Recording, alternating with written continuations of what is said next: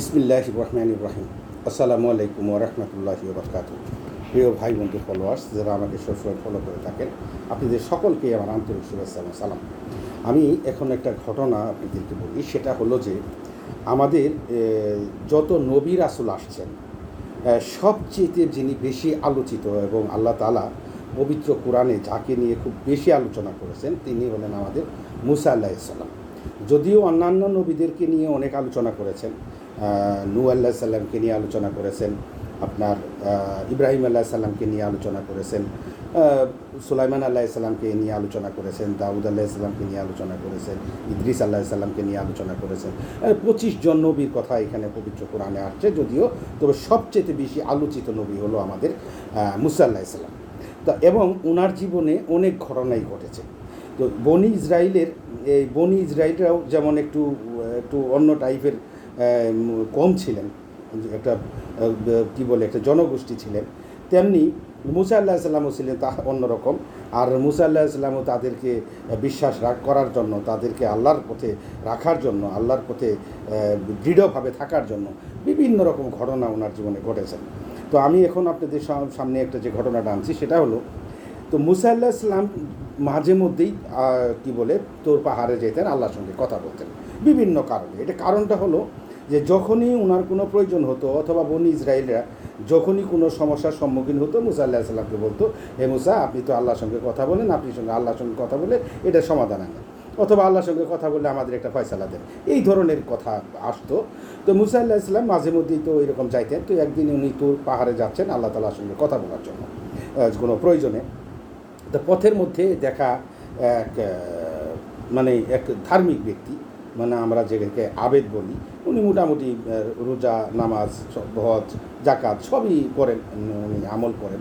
তো উনি তখন মুসা আলাইহিস সালামকে দেখে বললেন যে মুসা আলাইহিস সালাম আপনি তো আল্লাহর সঙ্গে কথা বলতে যাচ্ছেন, তো আপনি একটু আল্লাহকে জিজ্ঞেস করেন যে আল্লাহ আমার জন্য কোন জান্নাতটা রাখছে। তো মুসা আলাইহিস সালাম শুনলেন।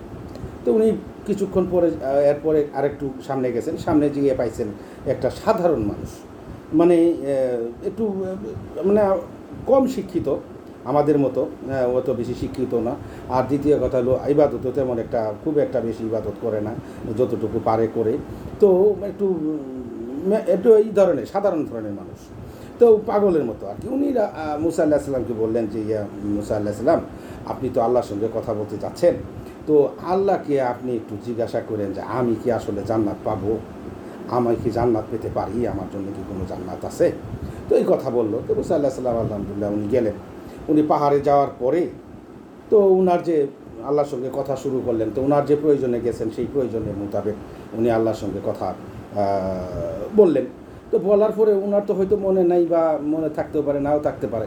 তো আল্লাহ তাআলা বললেন যে মুসা তোমার সঙ্গে আসার পথে তোমাকে যে দুইজন ব্যক্তি জিজ্ঞেস করেছিল, যে ব্যক্তিটা ওই যে আবেদ যে বলল তোমাকে যে আল্লাহর ইবাদত করে, সে যে বলল যে আমার জন্য আল্লাহ কোন জান্নাত রাখছে, তুমি তাকে বলে দিও যে সে জাহান্নামী।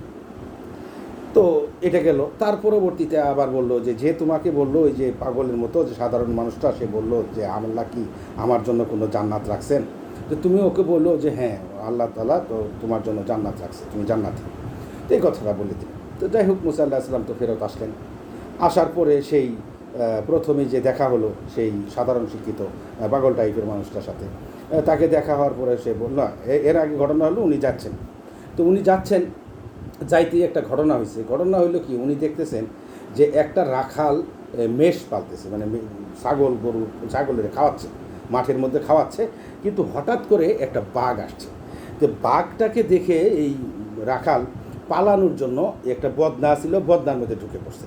তো বদনার মধ্যে যখন ঢুকে পড়ছে তখন বাঘ দেখলো যে বদনার মধ্যে ঢুকছে, তখন বাঘও সাথে সাথে বদনার মধ্যে ঢুকছে। তো রাখাল আবার কী কাজ করছে, বদনা থেকে ওই বদনার নল দিয়ে ছিদ্র দিয়ে বের চলে আসছে, কিন্তু বাঘ আর বের হতে পারে নাই, বাঘ ওর মধ্যে আটকা পড়ে গেছে। তো রাখালটা বেঁচে গেছে।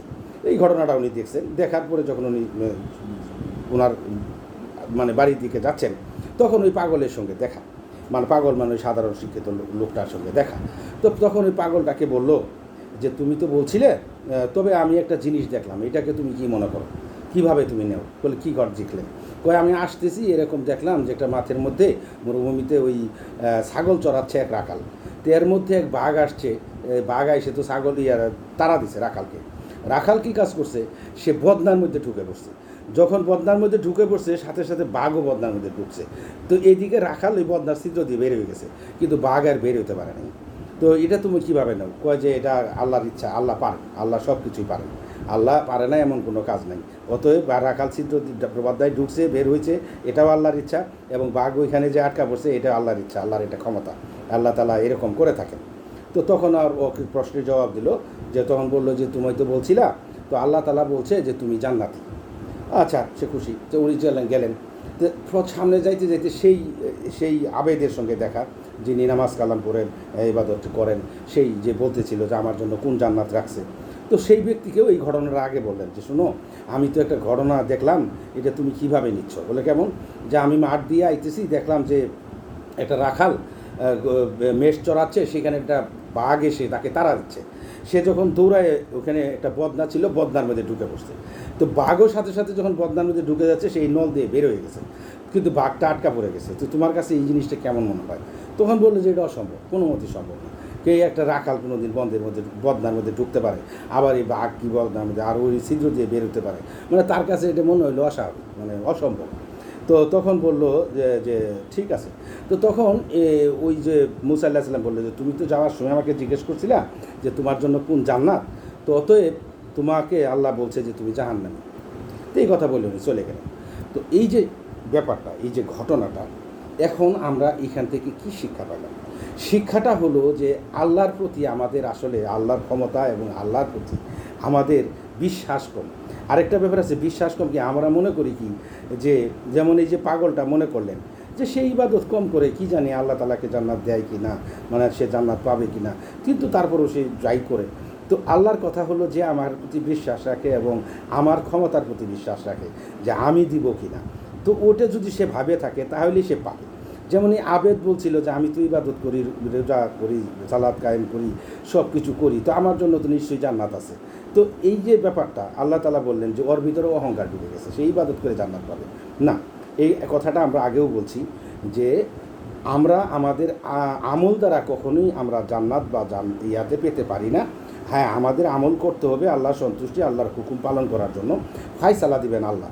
অতএব আমাদের কথা হলো যে আল্লাহর সন্তুষ্টি এবং আল্লাহর ইচ্ছাই আমরা জান্নাত পাবো এবং আমরা আল্লাহর কাছে আশা পোষণ করব। তবে এমন না যে আমরা অহংকার দেখাবো। তবে মূল ব্যাপারটা হলো যে আমরা আল্লাহর যে সমস্ত কর্মকাণ্ড দেখি, এর প্রতি আমাদের কেন জানি বিশ্বাস হয় না, মানে দুর্বল। এই যে দেখেন বদনার ভিতরে রাখাল ঢুকছে, আবার নল দিয়ে বের হয়ে গেছে, বাঘ ওর ভিতরে ঢুকছে, আবার আটকে গেছে। এই যে জিনিসটা, এটা মুসা আলাইহিস সালামকে আল্লাহ তাআলা একটা নিদর্শন দেখাইছেন। আল্লাহ সবই পারেন, কিন্তু আল্লাহ অনেক কিছুই দেখান। তো এটা আমাদের বিশ্বাসে আসে না। যেমন পাগলটাও না সে বিশ্বাস করে ফেলছে যে হ্যাঁ আল্লাহ দ্বারা সম্ভব, আর কি বললো আবেদ না এটা অসম্ভব। তো এই যে জিনিসটা আমরা অনেক সময় চিন্তা করি, তো আল্লাহ আমরা আসলে বুঝতে পারি না। আল্লাহ আমাদের বুঝ দান করুক, তৌফিক দান করুক, আর আমরা অগাধ বিশ্বাস রাখি আল্লাহর উপরে, যেন আমাদের কর্ম শুধু না, আমরা আল্লাহর রহমত ছাড়া কিছুই করতে পারবো না। আর আল্লাহর ভয় অন্তরে পোষণ রাখতে হবে, আশা রেখে আমাদেরকে ইবাদত করতে হবে। আসসালামু আলাইকুম ওয়া রাহমাতুল্লাহি ওয়া বারাকাতুহু।